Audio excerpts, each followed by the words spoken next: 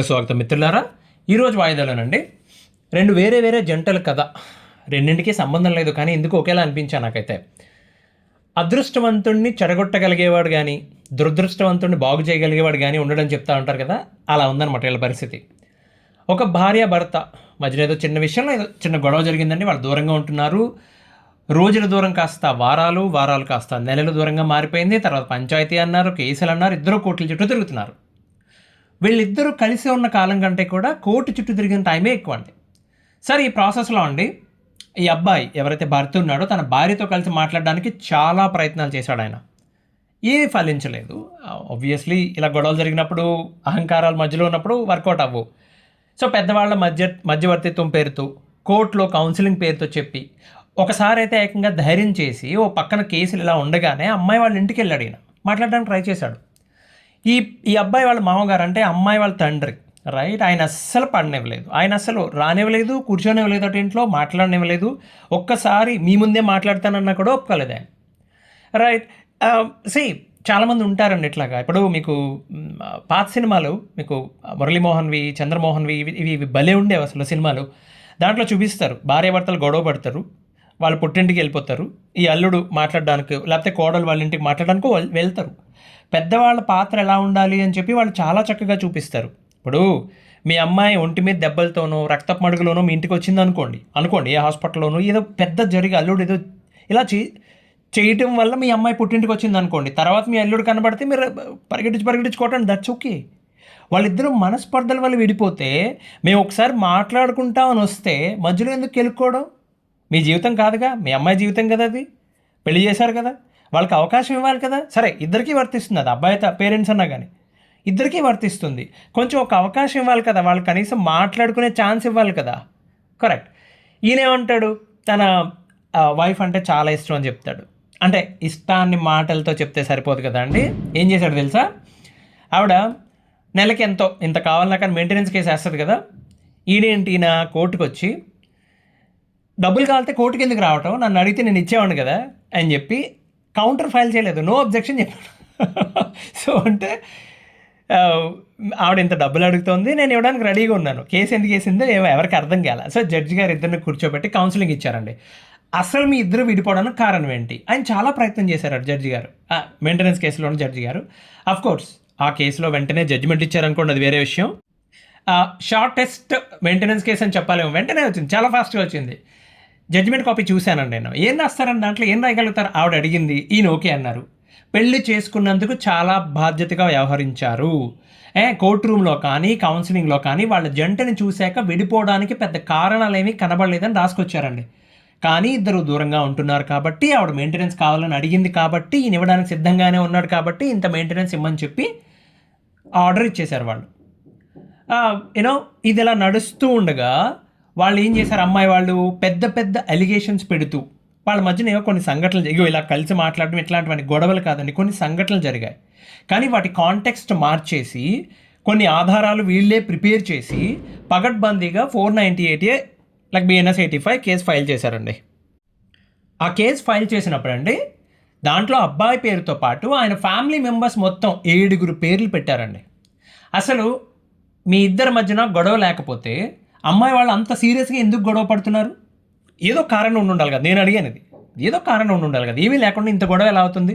నాకు అన్నీ తెలిసి అడిగాను నేను. ఓకే, అంటే కొంతమంది అలా చేస్తారు, బికాజ్ ఎవరో తేడా ఉంటారు. అందరూ తేడా అవ్వాల్సిన అవసరంలా, అమ్మాయే ప్రాబ్లమాటిక్ ఇక్కడ అవ్వాల్సిన అవసరంలా, వాళ్ళ సైడ్ ఎవరో తేడా వాళ్ళు ఉన్నారు. కోర్ రీజన్ ఏంటని అడిగితే తెలిసింది ఏంటంటే, భార్యాభర్తలకు మధ్యలో జరిగింది చిన్న గొడవే, కానీ ఆ అమ్మాయి తండ్రికి అబ్బాయికి అంటే మామ అల్లుడి మధ్య ఈగోస్ అనమాట. అల్లుడితో ఈగోస్ ఏంటో ఆయనకు నాకు అర్థం కాలేదు అని మీరు అడగొచ్చు. మామగారి దగ్గర ఈయనే తగ్గొచ్చు కదా అని చెప్పి కొంతమంది తేడా క్యాండిడేట్లు ఉంటారండి. వాళ్ళ దగ్గర తగ్గినా సరే వాళ్ళకి ఏం కావాలో వాళ్ళకి అర్థం కాదు. యూజువల్లీ పిల్లల విషయాల్లో ఇలాంటి గొడవలు జరిగినప్పుడు ఒక స్టెప్ దిగడానికే ఆలోచిస్తారు, ఆడపిల్ల తండ్రులైనా అబ్బాయి పేరెంట్స్ అయినా కానీ. కొంచెం పద్ధతి గల వాళ్ళు అయితే నేను చెప్తున్నా. సో కొంతమందిని తట్టుకోవడం కూడా కష్టం అట్లాంటి వాళ్ళని, రైట్. సరే, కేసు ఏమో చాలా స్ట్రాంగ్గా ఫైల్ చేశారు. ఎక్కువ టెన్షన్ పడ్డాడు, నా దగ్గరికి అప్పుడే వచ్చాడు. ఈ కేసు ఫైల్ అయినప్పుడు వచ్చాడు, అంతకుముందు జరిగిందంతా అప్పుడే చెప్పాడు ఆయన. ఈ ప్రాసెస్ మొత్తంలో నాకు తెలిసిన సలహాలు ఏదో నేను ఇచ్చానండి. కొద్దిగా ఆయన క్రాస్ ఎగ్జామినేషన్ టైంలో వాళ్ళు కొంచెం టెన్షన్ పడుతుంటే ప్రిపరేషన్కి ఏదో హెల్ప్ చేశాను నేను. ఆయన మొత్తం పాపం దగ్గరుండి చేసుకున్నాడు. ఓ పక్కన ఈ కోర్టు గొడవలు పడుతూనే అండి 2018లో తను అప్పటివరకు ఏదో ఫుల్ స్టాక్ డెవలప్మెంట్ ఏదో చేసేవాడు ఐటీలోనే. స్ట్రీమ్ చేంజ్ చేద్దాం అని చెప్పి డిసైడ్ అయ్యాడు. డేటా సైన్స్లోకి మారదామని చెప్పి కష్టపడి నేర్చుకున్నాడండి. ఒక డేటా సైన్స్లో ఒక జాబ్ కొట్టాడు. డేటా సైన్స్ ఇంజనీర్ అని చెప్పి డిఎస్ ఇంజనీర్ అని చెప్పి ఒక జాబ్ కొట్టాడు. డేటా సైంటిస్ట్ జాబ్ కొట్టాడు. అసోసియేట్ ఎంట్రీ లెవెల్ జాబ్ అనుకోవచ్చు. సో కానీ దాంట్లో నిలదొక్కోవడం చాలా కష్టమైపోయింది ఆయనకి. ఓకే, అప్పుడు ఇట్స్ నాట్ ఏఐ హెల్ప్ ఇంత లేదు కదా. ఆయన చాలా కష్టపడ్డాడు. కష్టపడి ఒకే సంవత్సరంలో 2 కంపెనీలు మారిపోయాడు. ప్రెజర్ తట్టుకోలేక రెండో దాంట్లో కొంచెం సెటిల్ అయ్యాడండి. ప్రపంచానికైతే జీపీటీలు, బర్డ్, ఇవన్నీ ఆగింగ్ ఫేస్, ఓపెన్ సోర్స్, ఎల్ఎల్ఎంలు ఇవన్నీ 2023లో తెలుసు మనకి. చాట్ జీపీటీ అప్పుడే కదా మనకు ఫేమస్ అయింది. కానీ ఈ లైన్లో ఉన్న వాళ్ళకి 2019 నుండి ఏం జరుగుతుందో తెలుసు. ఆయనకి చాలా ఇంట్రెస్టింగ్గా అనిపించి 2023 సంవత్సరంలో ఒక ఏఐ ఇంజనీర్ రోల్ పడితే, ఇంటర్నల్గానే రోల్ పడితే దానికి వెళ్ళి ఇంటర్వ్యూ సెలెక్ట్ అయ్యి అక్కడ సెట్ అయ్యాడు. మనోడు పర్ఫెక్ట్ పాత్లో ఉన్నాడు. కెరీర్ అయితే చాలా బాగుంది. కానీ పర్సనల్ లైఫ్లో ఈ కోర్టు కేసులు మాత్రం నడుస్తూనే ఉన్నాయి. పైగా 2 అక్కలు, వాళ్ళకి పెళ్ళై వాళ్ళ లైఫ్ వాళ్ళు బతుకుతున్నారు. ఈ అమ్మగారేమో మొత్తం అందరి మీద కలిపి కేసు ఫైల్ చేసింది. అది ట్రయల్కి వచ్చింది. ఈ అబ్బాయితో అండి, ఈ ఎవరైతే పర్సన్ ఉన్నాడో ఆయనతో నాకు దాదాపు 200 పైగా ఈమెయిల్ కమ్యూనికేషన్స్ ఉంది. ఏ రోజు కూడా ఎక్కడా కూడా తన భార్య మీద కోపాన్ని కానీ ద్వేషాన్ని కానీ చూడలేదు నేను. చాలా మంచి విషయం కదా. కానీ కారణం తెలుసుకోవాలనిపించింది నాకు. ఏ కారణం చేత ఇన్ని కేసులు ఫైల్ చేసినా, ఇంతంత అభాండాలు వేసినా కూడా ఆ మీద నీకు ఎందుకు కోపం లేదు? పైగా ఎప్పుడు చూసి నేను ఏమంటాడంటే ఆయనకి ఏమీ తెలియదని, మొత్తం అంతా వాళ్ళ వెనకాల వాళ్ళే చేస్తున్నారని చెప్పి చెప్తారు. సరే, నేను అడిగాను, ఎంత తెలియకపోయినా ఏదో ఒక టైంలో కనీసం మెయింటెనెన్స్ ఇవ్వడానికి నీకు ఏ ఇబ్బంది లేదు, నెల నువ్వు డబ్బులు కరెక్ట్గా ఇచ్చేస్తున్నావు అమ్మాయికి అన్నప్పుడన్నా నీ విలువ తెలియాలి కదా. అలాంటప్పుడు కూడా ఒక పక్కన మెయింటెనెన్స్ డబ్బులు కడుతున్నాడు ఆయన, అప్పుడు వచ్చి క్రిమినల్ కేసు ఫైల్ చేసింది మొత్తం ఫ్యామిలీ మెంబర్స్ మీద ఆవిడ. నీకు కోపం రాలేదా అని అడిగితే ఏం చెప్పాడు తెలుసా అండి? ఆ కుర్రాడు చెప్పిన ఆన్సర్ ఏంటి తెలుసా? మాస్టారు, నేను ఒక ఇంట్రోవర్ట్ని, నాకు ఒక 2-3 ప్రాణ స్నేహితులు తప్ప ఎవరితోని ఎక్కువగా తిరగను, కలవను. అమ్మాయితో పెళ్ళైన తర్వాత తనతో ఎమోషనల్గా బాగా కనెక్ట్ అయిపోయాడట. తను ఏం చేసినా కోపం రాదు నాకు. మేము అంటే వాళ్ళు బహుశా పూర్తిగా విడిపోతామేమో, అప్పుడు కూడా అమ్మాయిని మర్చిపోనని చెప్పాడండి. ఆయన చెప్పిన సమాధానం అయిన తర్వాత నాకు అప్పుడు అర్థమైందండి అమ్మాయి ఎంత దురదృష్టవంతురాలు. అంటే వీడు పర్సనల్ ప్రొఫెషనల్ లైఫ్లో ఏదో అద్భుతాలు సాధించేస్తాడని, డబ్బులు బాగా సంపాదించేస్తాడని, మంచిగా సెటిల్ అయిపోతాడని కాదు. అంత ఇష్టపడేవాళ్ళు మళ్ళీ దొరకాలి కదా. వీళ్ళిద్దరికీ ఏదో రుణం ఉంది, తీరిపోయింది అనిపించింది నాకు. సరే అతని మీద వేసిన 498Aలో ఆర్గ్యుమెంట్స్ అయిపోయాయండి. జడ్జిమెంట్ పెండింగ్ ఉంది. ఆ టైంలో ఈయన భార్య, ఆమె కుటుంబం మొత్తం అందరూ కలిపి జడ్జి గారిని కలవడానికి, మాట్లాడడానికి ప్రయత్నం చేశారటండి. జడ్జి అని చెప్పారు, ఎట్టి పరిస్థితుల్లో కుదరదు, నేను ఎలాంటి ఎంటర్టైన్ చేయనని చెప్పారట. వీళ్ళు ఏం చేశారు? దొంగ పకోడీలు కదా, దొంగ పనులు, పక్క మార్గాలు. లోకల్ పొలిటీషియన్, మరి మన పొలిటీషియన్స్ ఉన్నారు కదా సార్, ఇలాంటి పనులు చేయడానికి బాగా పనికొస్తారు. వాళ్ళ వ్యవహారాలు వాళ్ళు చేయరు. కానీ ఇలాంటి దిక్కుమాలు పని చేయడం కంటే నేను ఉన్నాను సార్ అని చెయ్యి ఎత్తుకొచ్చేస్తారు సిగ్గు లేకుండా.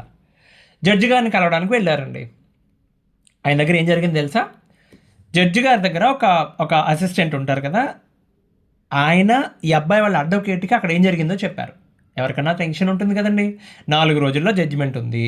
ఇక్కడ ఇంట్లో ఆ కుర్రాడు, 2 అక్కలు, ఈ కుర్రాడు వాళ్ళ బావలు, ఇంతమంది మీద కేసేసి ఇప్పుడు ఇన్ఫ్లుయెన్స్ వాడుతున్నారని తెలిస్తే వాళ్ళ మానసిక స్థితి ఎలా ఉంటుందండి? రైట్? అక్కడికి వచ్చి అదేదో స్కిట్ ప్రాక్టీస్ చేసి వచ్చినట్టు అమ్మాయి ఒకటే ఏడుపట జడ్జి గారి దగ్గరికి వచ్చి, నన్ను చాలా ఏడిపించారండి, చాలా బాధలు పెట్టారండి, రైట్, నేను బెల్లం జిలేబీ అడిగితే పంచదార జిలేబీ తీసుకొచ్చేవాడండి, ఇట్లాంటివన్నీ చెప్పి నాకు న్యాయం చేయండి అని ఏడుపట ఆమె. రైట్. వీళ్ళు ఎవరికి తెలియని విషయం ఏంటంటే అట్లా అట్లా ఎవరు ఏడవరు. నిజంగా బాధపడిన వాళ్ళు సైలెంట్గా కన్నీళ్ళు కారుస్తారు. రైట్. అబద్ధం చెప్పే వాళ్ళకి, నాటకాలు ఆడే వాళ్ళకి డిఫరెన్సు నార్మల్ పీపుల్కే తెలిసిపోద్ది. జడ్జి స్థానంలో ఉన్న వాళ్ళకి చిటికలు వేసినంత ఈజీగా తెలిసిపోతుంది వాళ్ళకి. ఓకే, అమ్మాయి తల్లి ఇద్దరు కూడా బోర్ని ఏడుపంట. అబ్బాయి మీద కంప్లైంట్లు చెప్పడం, ఏడవటం. శ్రీనివాస్ రెడ్డి చెప్తారు చూడండి, పాడించడు కొట్టుడు అని. ఇట్లా ఆయన ఏం చెప్పారు తెలుసా? నేను చట్ట పరిధిలో నేను ఏం చేయగలనో చేస్తానమ్మా అనేసి లేచి వెళ్ళిపోయారు లోపలికి. వీళ్ళకి తెలిసింది అది. ఈ అబ్బాయికి 2 రకాల ఆలోచనలు. అంటే ఒక్కడే కాదు కదా, కుటుంబం మొత్తం ఇరుక్కుని ఉన్నారు ఒకటి.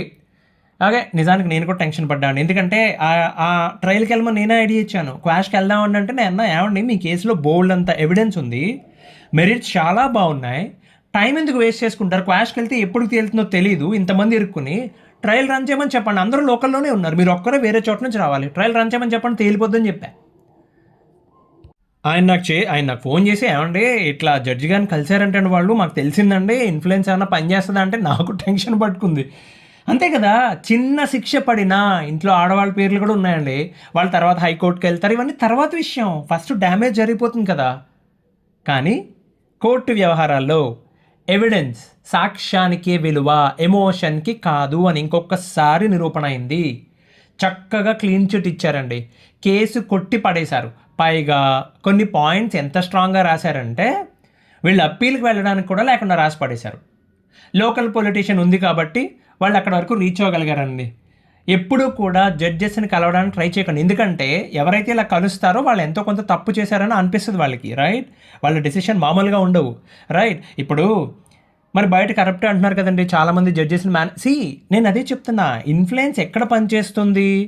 మా వాడు తప్పు చేశాడండి, కొంచెం చూసి చూడనట్టు వదిలేండి సార్, అంతంత శిక్షలు వేయకండి సార్ అంటే ఎవడన్నా పోన్లే పాపం అనుకుంటారు. కానీ సార్ ఆయన జైల్లో పడండి సార్, ఆడు ఏ తప్పు చేయలేదు కానీ జైల్లో పడండి, మాకు నచ్చట్లేదు కాబట్టి అంటే ఎవరు ఒప్పుకోరండి.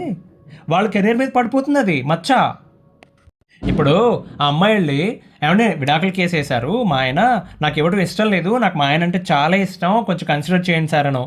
మెయింటెనెన్స్ కేసు వేసాను, మా ఆయన శాలరీ సర్టిఫికేట్ కూడా సబ్మిట్ చేయట్లేదు, నేను బ్రతకలేకపోతున్నాను, కొంచెం డబ్బులు ఇప్పించండను. ఇట్లా అడిగితే ఏమన్నా కన్సిడర్ చేస్తారు. కానీ మా ఆయన మీద నేను క్రిమినల్ కేసు వేసాను, మా ఆడపడుచుల మీద వాళ్ళ భర్తల మీద కూడా వేసాను, లోపల వేసి తుక్కేయండి అసలు మొత్తం అందరినీ తొక్కేయండి లోపల అంటే అదేమన్నా వేరుశనగ గుళ్ళు చట్నీ అండి, గట్టి చట్నీ ఇంకొంచెం వేస్తే బాగుందనడానికి. జడ్జెస్కి అట్లాంటివి నచ్చవండి, పడదు. వాళ్ళెందుకు రిస్క్ తీసుకుంటారు? మీ తొక్కలో మొహాలు చూసి వాళ్ళెందుకు రిస్క్ తీసుకుంటారు? ఈ మొత్తం విషయంలో అబ్బాయి ఏం చేశాడు తెలుసా? ఓకే, తన భార్య ఇలా వెళ్ళి తనకు శిక్ష పడాల్సిందే అని చెప్పి జడ్జి గారి మీద కూర్చుంది అని తెలిసిన మరుక్షణం ఆయన మనసు విరిగిపోయిందండి. తన వైఫ్ అంటే అంత ఇష్టం అని చెప్పిన, ఎమోషనల్ కనెక్ట్ ఉందని చెప్పినా కూడా మొత్తం విరిగిపోయి మర్నాడు వెళ్ళి ముందు డివోర్స్, అప్పటి వరకు డివోర్స్ ఫైల్ చేయలేదు ఆయన, డివోర్స్ పిటిషన్ ఫైల్ చేసి వచ్చాడు. ఎవడన్నా అదే పని చేస్తాడని. మొత్తం కేసులన్నీ తేలిపోయినాయి. ఎన్నాళ్ళు నడుస్తాయి సార్? ఇప్పుడు ఎన్నాళ్ళు నడుస్తాయి? 6 ఏళ్ళు 7 ఏళ్ళు అంతేనా? బయటపడ్డాడు. డివోర్స్ వచ్చిన వెంటనే ఆయన అప్పటికే చాలా ప్రిపేర్డ్గా ఉన్నాడండి. అప్లై చేస్తే ఐర్లాండ్లో ఒక ప్రోడక్ట్ కంపెనీలో మంచి రోలు, మంచి జీతం అవకాశం ఎత్తుక్కుంటూ వచ్చింది. మొన్న ఫిబ్రవరి నెలలో వెళ్ళిపోయాడు ఆయన. వెళ్ళే ముందు మాట్లాడ్డాడు, క్లియర్గా డీటెయిల్గా మాట్లాడారు. ఈ కేసులు ఉన్నాయండి, కష్టాలు ఉన్నాయండి, ఎమోషనల్ బ్రేక్ డౌన్ అయినా కూడా ఆయన చేతిలో ఉన్న పనిని, ఆయన కొత్తది నేర్చుకోవడంలోని ఈ విషయాన్ని ఎక్కడా వదిలిపెట్టలేదు కుర్రాడు. ఒక మనిషి మీద ప్రతీకారం తీర్చుకోవడం అంటే ఇంతే అండి. మనం నిన్నటి కన్నా ఈ రోజు కంటే రేపు ఒక్క మెట్టు ఎదిగినా చాలండి, బ్యూటిఫుల్ రివెంజ్ అయిపోద్ది. ఒకే దెబ్బకి 2 పెట్టెలు, మనం బాగుపడటం, రెండోది అవతల వాళ్ళ అహంకారం మీద వజ్రఘాతం. సింపుల్, 2 ఒకటే. ఇంకో కేసు చెప్తా. ఆ అమ్మాయి తన భర్త చేస్తున్న ఆఫీస్ దగ్గరికి వెళ్ళి ఒకసారి తనతో మాట్లాడాలని బ్రతిమాలింది, ఫోన్ చేసింది, తనకి మెసేజ్లు పెట్టింది, తను వస్తాడేమో, తన కారు తెలుసుగా ఏ కార్లో వస్తాడో ఎదురు చూస్తూ ఉండేది. ఒక్క డిస్కషన్, ఒక్క కాఫీ, నో. తనకి ఎందుకు వద్దు అంటున్నాడు, కారణం చెప్పని అడిగిందండి. నువ్వు నాకు వద్దు అంటున్నావు, ఎందుకు కారణం చెప్పని. ఒకటే కండిషన్, ఆ అమ్మాయి తన భర్త కంటే ఎక్కువ శాలరీ వస్తుందట, అమ్మాయికి మంచి ఉద్యోగం ఉంది, తన భర్త కంటే ఎక్కువ జీతం వస్తుంది, ఆ ఉద్యోగం వదిలేయాలి. సరే, ఆమె ఏం చేసింది ఒక టైంలో, నేను వదిలేస్తాను, ఏదైనా వర్క్ ఫ్రమ్ హోమ్ ఉన్న జాబ్ ఎత్తుకుంటా అని చెప్పింది. అది కూడా కుదరదు, అసలు జాబ్ చేయడానికే వీల్లేదట అయ్యగారి కండిషన్ అది. ఎందుకు ఆ కండిషన్ తెలియదు. పోనీ పెళ్లి ముందు ఇదే కండిషన్ ఏమైనా పెట్టాడా? అది కూడా లేదు. మరి ఇప్పుడు ఎందుకంటే కారణం తెలియదు. ఈవిడ డిప్రెస్ అయిపోయి లాస్ ఆఫ్ పేతో సెలవులు పెట్టేసి ఇంట్లో ఏడుస్తూ కూర్చోవడం, నానా రకాలు చేసింది. ఆవిడ దాదాపు 8 నెలల పాటు పిచ్చెక్కినట్టు కూర్చుంది. చిత్రం ఏంటంటే అబ్బాయి వాళ్ళ ఇంట్లో అబ్బాయి వాళ్ళ తల్లిదండ్రులు కూడా ఆయన్నే మందలించారట, ఇదేం గొడవరా బాబు అని చెప్పి. ఆయన కూడా అదే ఆయన ఎందుకు పట్టుపట్టాడు తెలియదండి. అది అలా అడగకూడదని నాకు తెలుసు. అయినా నేను క్వశ్చన్ అడిగాను ఆవిడని, ఏమండి మీ సైడ్ నిజంగా ఏదైనా తప్పు ఉందా? మీకు ఎవరన్నా ఎక్కువ మంది అబ్బాయిలు ఫ్రెండ్స్ ఉన్నారా? మీ భర్తకు అనుమానం లాంటిది ఏమన్నా ఉందా అని అడిగితే అది కూడా కాదట. ఆమె పని చేస్తుంది R&Dలో, ప్రొఫైల్ అద్భుతంగా ఉంది ఆవిడది, రైట్? ఇప్పుడు మనకు జీపీఎల్ తయారు చేస్తున్నారు కదండి, ఆ కంపెనీలో పని చేస్తున్నారు ఆవిడ, అది కూడా ఇందులో R&D డిపార్ట్మెంట్లో. బయట పల్లకీల మోత, ఇంట్లో ఈగల మోత అంటే ఇదేనేమో అనిపించింది నాకు ఆవిడ కథ విన్న తర్వాత. దారుణమైన విషయం ఏంటంటే ఆయన పట్టు వదలలేదు, ఈ జాబ్ చేయడానికి వీల్లేదట. ఒక సరైన కారణం ఉండి, ఇప్పుడు కొంతమంది పిల్లలు పుట్టిన తర్వాత బ్యూటిఫుల్ మూమెంట్స్ మిస్ అయిపోతామని, చిన్నప్పుడు పిల్లలు ఫస్ట్ 4 yearsే కదా వాళ్ళ లాలన, వాళ్ళ కొంటి వేషాలన్నీ అవి మిస్ అయిపోతామని చెప్పి పెద్ద పెద్ద పొజిషన్స్లో ఉన్న ఆడవాళ్ళు కూడా మానేస్తారు ఉద్యోగం. కారణం ఉంది. అకారణంగా చేతిలో ఉన్న అద్భుతమైన అవకాశాన్ని వదిలేసుకోవడం మూర్ఖత్వం అనిపిస్తుంది కదండి. ఇద్దరు దూరంగా ఉంటున్నారండి. 2024లో ఆయన డివోర్స్ కేసు ఫైల్ చేశాడు. ఈ రోజు వరకు ఆవిడ కేసు కంటెస్ట్ చేస్తూ ఉన్నారండి. తప్ప ఆవిడ ఏ కేసు ఫైల్ చేయలేదు. 498A కానీ, మెయింటెనెన్స్ కానీ, ఆర్సీఆర్ కానీ ఏమీ ఫైల్ చేయలేదు ఆవిడ. రైట్. 2025లో నవంబర్లో జడ్జి గారు వీళ్ళిద్దరిని పిలిచి అసలు మీరు వేసిన గ్రౌండ్లో విడాకులు వచ్చేంత సమస్య ఎక్కడ ఉందని అడిగారట. వీళ్ళిద్దరికీ జడ్జి గారు కౌన్సిలింగ్ ఇచ్చినప్పుడు ఆయన ప్రవర్తన చూసి ఆయనకి అర్థం కాల, జడ్జి గారికి కూడా అర్థం కాల ఎందుకు గొడవ పడుతున్నారు వీళ్ళు. ఆయన ప్రవర్తన చూసి విసుగొచ్చిందంటండి. ఈ అమ్మాయికి విసుగొచ్చి నేను ఎందుకు ఇంత పోరాడుతున్నాను, ఏ కారణం చేత పోరాడుతున్నాను, నేనంటే ఇష్టం లేనివాడితో ఎందుకు కలిసి ఉండాలని చెప్పి విసుగొచ్చి జడ్జి గారి ముందే ఒప్పుకుందంట. ఓకే సార్ నేను ఒప్పుకుంటాను, మ్యూచువల్గా కన్వర్ట్ చేసేయండి అదని చెప్పి. రైట్. మ్యూచువల్గా కన్వర్ట్ చేస్తారండి. ఇంకా అయిపోతుంది, తొందరలో వచ్చేస్తుంది, ఆ ప్రాసెస్ జరుగుతుంది. అది మ్యూచువల్గా కన్వర్ట్ చేసి వేసేసారు ఇద్దరు. రైట్. ఈ మధ్యన మీరు వినే ఉంటారు రీసెంట్గా ఒక కంపెనీ తన ఎంప్లాయీస్కి వాళ్ళ శాలరీకి అంటే ఇయర్లీ శాలరీకి సమానంగా కొంతమందికి డబుల్ అంటే 2 రెట్లు షేర్స్ ఇచ్చింది. ఈ అమ్మాయికి దాదాపు 1,25,00,000 రూపాయలు విలువైన షేర్స్ వచ్చి పడ్డాయి అకౌంట్లో. కొంతమంది అంతే. She's like extraordinary mind set అది. ఎందుకమ్మా నువ్వు, నాకు కూడా అర్థం కాలేదండి. నాకు నిజంగా అర్థం కాల. నేను దాదాపు 22 క్వశ్చన్స్ అడిగాను. ఆ కారణం బయటపడుతుందేమో, ఆయనకి ఎందుకు ఇష్టం లేదు ఇవి ఉద్యోగం చేయడం అని చెప్పి. ఐ డోంట్ నో, నాకు అర్థం కాల. కారణం లేకుండా ఎందుకు కొట్లాడుకుంటారో దేవుడికే తెలియాలి. ఒక్కటి చెప్తా అండి, భార్యాభర్తల బంధంలో ఎమోషనల్ కనెక్ట్ అని ఒకటి ఉంటుంది. మీ మధ్యన అది కనుక ఉంటే బొల్లి కారణానికి అస్సలు గొడవ పడద్దండి. దిక్కుమాలను పని చేయకండి. ఎందుకంటే మళ్ళీ అలాంటి బంధం, అలాంటి కనెక్ట్ మీకు దొరకపోవచ్చు కూడా. రైట్. నిర్ణయం తీసుకునే ముందు 1-10 సార్లు ఆలోచించుకోండి. వచ్చే వాయిదాలో కలుద్దాం. అంతవరకు సెలవు. ధన్యవాదాలు.